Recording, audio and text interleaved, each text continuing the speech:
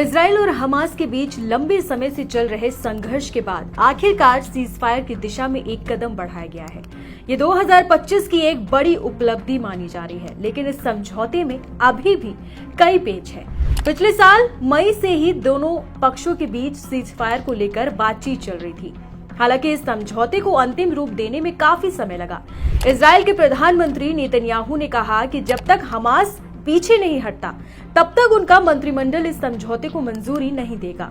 समझौते का एक महत्वपूर्ण हिस्सा बंधकों की रिहाई है, जिस पर दोनों पक्ष सहमत नहीं हो पा रहे हैं। इस समझौते के तहत इजराइल द्वारा कैद किए गए सैकड़ों फिलिस्तीनियों के बदले में हमास द्वारा अगले 6 हफ्तों में 33 बंधकों को रिहा किया जाएगा। पुरुष सैनिकों सहित बाकी बंधकों को दूसरे चरण में रिहा किया जाना है, जिस पर पहले चरण के दौरान बातचीत की जाएगी, लेकिन इसमें भी हमास की कुछ शर्तें हैं। हमास का कहना है कि वो स्थायी युद्ध विराम और इजराइल की पूर्ण वापसी के बिना बाकी बंधकों को रिहा नहीं करेगा। इस पूरे विवाद के बीच नेतन्याहू भी फंसते दिखाई दे रहे हैं। गुरुवार को इजराइल की दक्षिणपंथी धार्मिक जायोनिज्म पार्टी के नेता और वित्त मंत्री बेजिलेल स्मोट्रिच ने प्रधानमंत्री बेंजामिन नेतन्याहू को गंभीर चेतावनी दी है।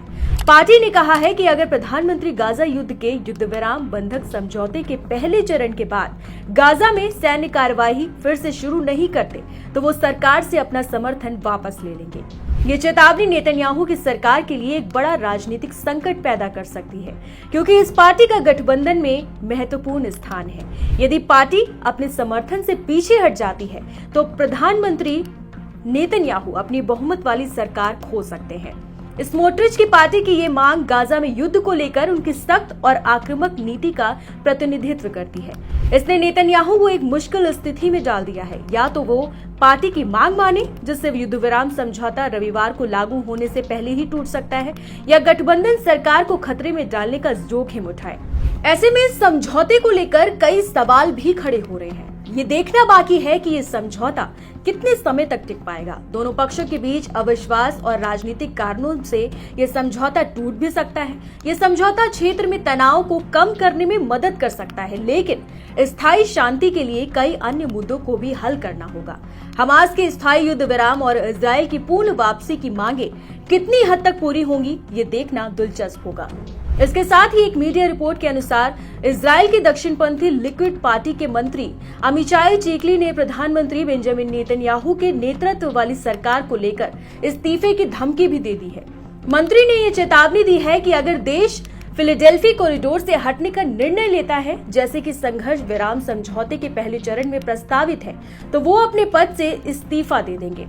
उनके विरोध का मुख्य कारण फिलाडेल्फी कॉरिडोर है, जो मिस्र और गाजा पट्टी के बीच एक संकरी भूमि पट्टी है। मंत्री का मानना है कि इस क्षेत्र से इजराइल की वापसी देश की सुरक्षा के लिए खतरा पैदा कर सकती है। अब आपको बताते हैं कि आखिर ये फिलाडेल्फी कॉरिडोर क्या है। फिलाडेल्फी गलियारा, या फिर इसे कॉरिडोर कह सकते हैं, एक संवेदनशील भौगोलिक और राजनीतिक क्षेत्र है जो मिस्र, इजराइल और गाजा पट्टी के बीच स्थित है। ये लगभग 14 किलोमीटर लंबा और 100 मीटर चौड़ा एक संकरा गलियारा है, जो भूमध्य सागर से लेकर इजराइल के साथ केरेम शालोम क्रॉसिंग तक फैला हुआ है। इस गलियारे का इतिहास, वर्तमान स्थिति और भविष्य की संभावनाओं को समझना इस क्षेत्र के जटिल राजनीतिक परिदृश्य को समझने के लिए महत्वपूर्ण है। 2005 में गाजा पट्टी से इजरायली सैनिकों की वापसी के बाद इस गलियारे को एक डीमिलिटराइज्ड जोन के रूप में विकसित किया गया था। इसका उद्देश्य गाजा और इजराइल के बीच तनाव को कम करना और मानवीय सहायता को आसान बनाना था। मिस्र और इजराइल की जिम्मेदारी इस क्षेत्र की सुरक्षा और प्रशासन की जिम्मेदारी मिस्र और फिलिस्तीनी प्राधिकरण पर सौंपी गई थी। 2007 में हमास द्वारा गाजा पर नियंत्रण करने के बाद इस गलियारे का इस्तेमाल हथियारों और अन्य सामग्रियों की तस्करी के लिए होने लगा। इसे रोकने के लिए मिस्र ने 750 पुलिसकर्मियों को तैनात किया था। 2023 में इजराइल द्वारा गाजा पर जमीनी हमले के बाद इस गलियारे पर फिर से इजराइल का कब्जा हो गया। इजराइल के प्रधानमंत्री बेंजामिन नेतन्याहू ने बुधवार को विदेशी पत्रकारों से बातचीत में फिलाडेल्फी कॉरिडोर पर इजराइल के नियंत्रण की आवश्यकता पर जोर दिया। उन्होंने कहा कि गाजा को डीमिलिटराइज्ड किया जाना जरूरी है और ये तभी संभव होगा जब इस रणनीतिक गलियारे पर इजराइल का मजबूत नियंत्रण बना रहे। नेतन्याहू ने यह भी स्पष्ट किया कि गाजा में हथियारों की तस्करी को रोकने के लिए फिलाडेल्फी कॉरिडोर पर इजराइल का नियंत्रण बेहद इम्पोर्टेंट है। उन्होंने कहा कि इजराइल इस गलियारे से तभी हटने पर विचार करेगा जब तस्करी रोकने के लिए एक वैकल्पिक और प्रभावी योजना पेश की जाएगी। उन्होंने अपनी बात पर जोर देते हुए कहा कि कोई ऐसा व्यक्ति लेकर आइए जो ये साबित कर सके कि वो तस्करी को दोबारा शुरू होने से रोक सकता है। मुझे फिलहाल ऐसा कोई विकल्प नजर नहीं आता। जब तक कोई प्रभावी समाधान नहीं मिलता, हम इस क्षेत्र में अपनी उपस्थिति बनाए रखेंगे। नेतन्याहू का ये बयान उस समय आया है जब संघर्ष विराम वार्ता में फिलाडेल्फी कॉरिडोर एक बड़े विवाद का मुद्दा बना हुआ है। फिलहाल इस खबर में इतना ही। बाकी खबरों के लिए आप देखते रहिए एनडीटीवी इंडिया।